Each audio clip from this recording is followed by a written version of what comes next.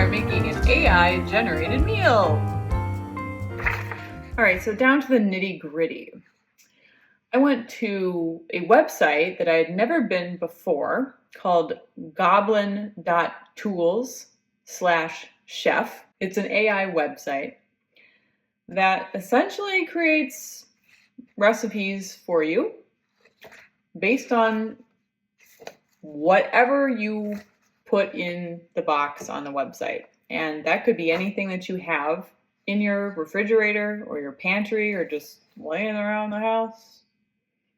And it will make a ingredient list for you and instructions.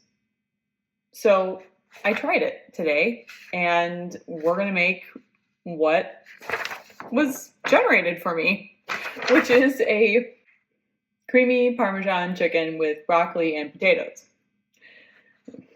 I think the name could use work. We need, okay. So I put in ingredients that I had, which was chicken breasts, Parmesan cheese, milk, butter, some herbs, cooking wine, potatoes, and broccoli. I think the instructions need just a little bit of tweaking, but we can. All right, let's do this. We need you to start cooking more at home, young lady.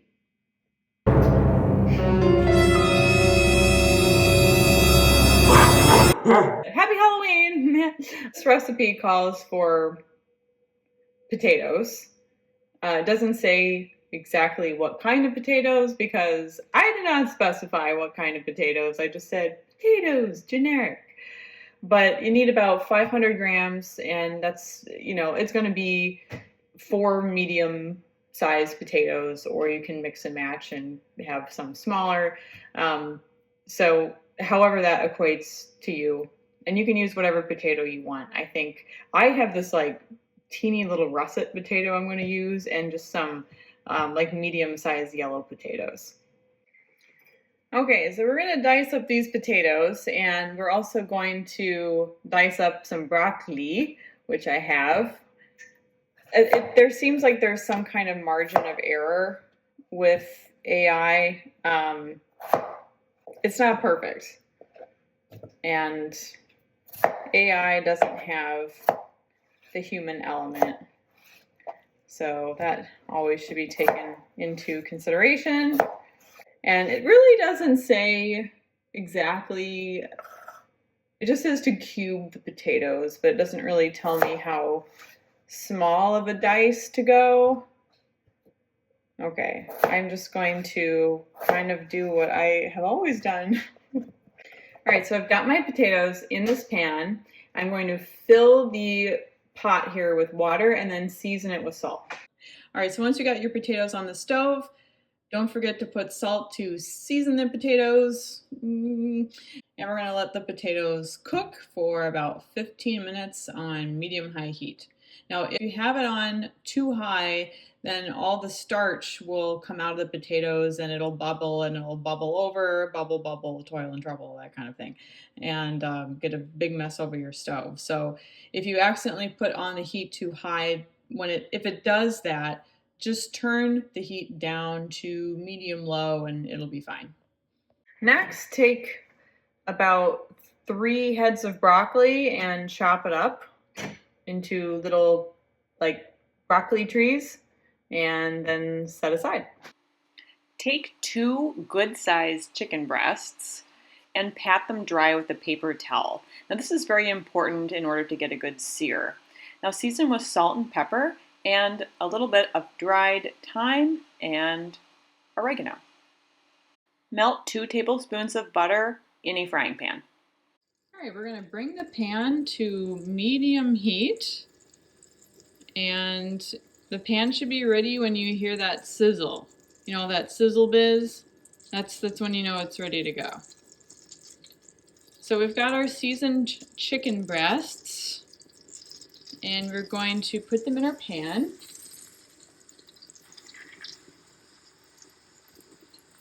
And we're going to sear them 3 minutes each side. All right, right, so it's been 3 minutes. And we are going to turn this guy. That looks pretty good.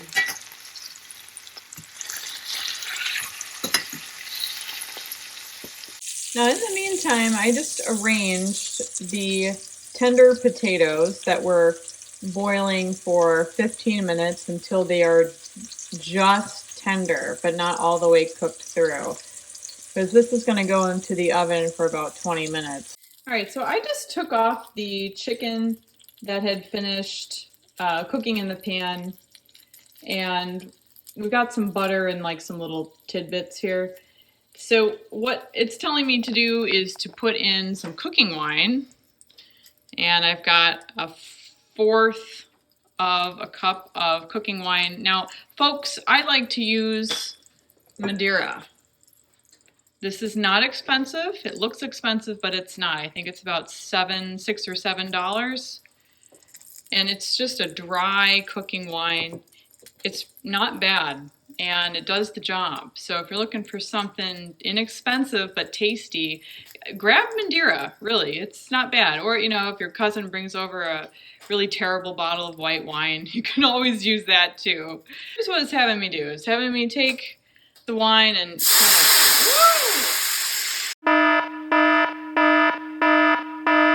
it's fine. Everything's fine. It's just alcohol, folks. So we're gonna scrape off the bits. All right, we're gonna get all the good stuff. All right, so turn the heat to low and let simmer for a couple minutes. It could just be about 30 seconds to a minute, depends on how hot your pan got. Then we're gonna add some whole milk. Add about 1/4 of a cup of Parmesan cheese. I'm gonna stir this around. All right, so once about maybe 3 to 4 minutes have gone by and you have it on simmer, you kind of notice that the sauce is thickening up a little bit, and that's pretty good. So once the sauce is thickened, then we're going to, it says to pour it over the broccoli and potato mixture and then put the chicken in there as well. So let's just see how this goes. Okay, so I have our chicken breasts on top of the broccoli and potato mixture. It didn't tell me to season the broccoli and potatoes at all, so I didn't, trying to follow in accordance with what artificial intelligence tells me to do. And I guess we're just gonna pour it on top. Let's see. I mean, it doesn't look too bad here. And I think what we're gonna do now is put the remaining Parmesan cheese on top and then put it in the oven for about 15 minutes. All right, so folks, I've got the remaining 1/2 cup of Parmesan cheese on top of the chicken and the broccoli mix. What I am noticing though is that, you know, I think that there maybe needs to be a little bit more moisture in this dish. Although I'm hoping that when the broccoli cooks, some of the water will mix in with the rest of the sauce and it not be dry. But I am gonna kind of babysit this just for a few minutes just to see how things are going. Right, so I put a lid on this baby because I am concerned about becoming dry. There's a razor thin margin between a juicy, succulent breast and a extremely dried out old rag. Okay, so I took this out, and this has been in there for 25 minutes in total. I can hear the liquid bubbling at the bottom and that kind of sizzle. The broccoli looks like it is on its way to becoming fully cooked. I think so far this is actually not looking too terrible. It does seem to be a fairly good amount of sauce at the bottom.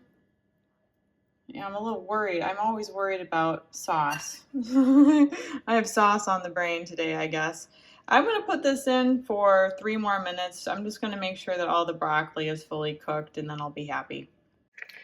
All right, so while I'm waiting for the rest of that broccoli to finish cooking, I just want to do a little critique. So all in all, I think the AI generated recipe wasn't bad. However, I don't know if it was really good, and here's why. So there wasn't really a clear delineation on when precisely you should take out your potatoes. It just said 15 minutes.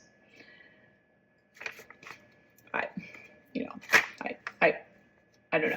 I would have told you to take out the potatoes when you can put a fork in them, but not through them. So that means that they're halfway cooked. And the rest of the cooking would be done in the oven, but that's not on here. So then directly after the browning chicken, then it says to pour in the cooking wine and allow it to simmer for 2 minutes. Now, if you weren't really paying attention, you might assume that the chicken remains in the pan and then you add the wine and the milk and everything else into the pan with the chicken. But that's actually not what happens at all. You're supposed to take the chicken out and then put in the cooking wine and the milk and the Parmesan cheese to make a sauce to go over the chicken later. But that was not in there. Detail that maybe someone would have messed and continued to cook the chicken in the milk and the wine, which may or may not have been good. Let's see how this baby tastes.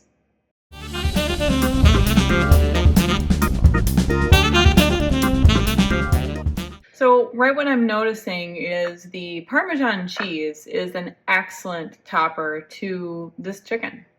I don't disagree with that. The Parmesan cheese and the sauce, though, is probably not the greatest cheese to choose for a sauce to go in like a bake or a casserole or hot dish, as they say up in Minnesota. I think the cheese tends to clump a little bit more than other cheeses. It's not as smooth. This would have been, I think, better with Gruyere or Monterey Jack, or hell, just like regular cheddar cheese might have been better. And that may have worked a little bit better with the sauce portion of this dish. But devil's in the details, so let's eat. Let's taste some of this chicken.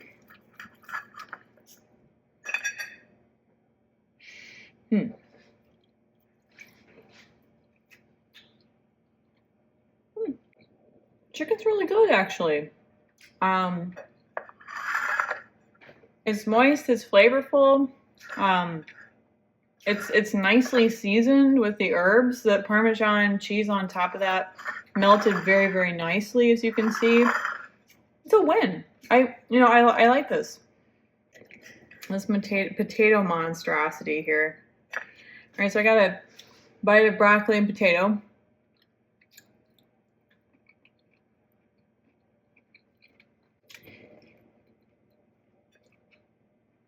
Not bad.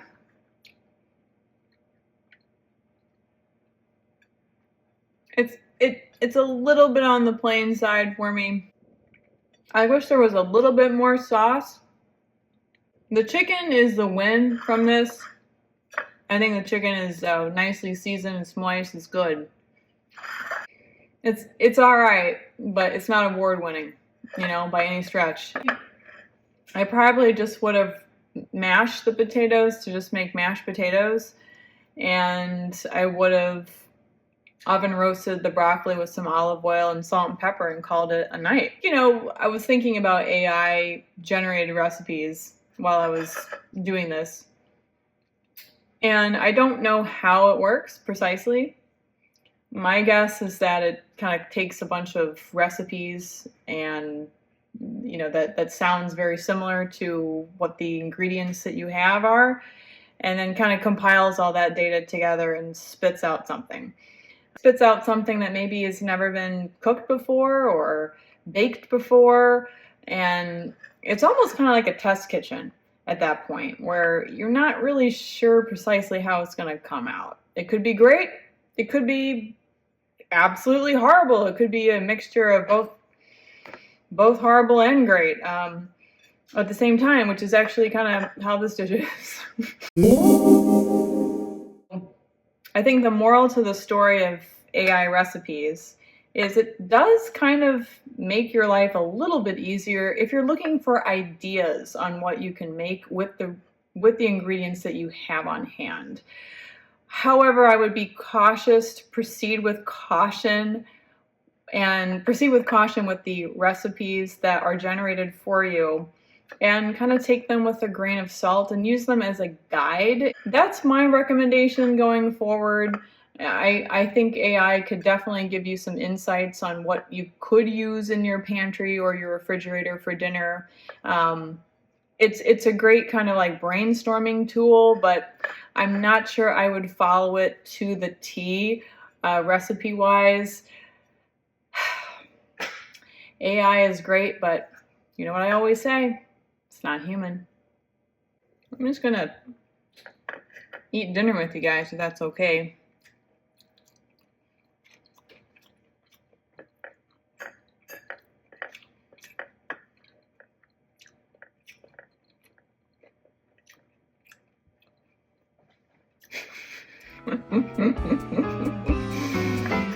I've had enough.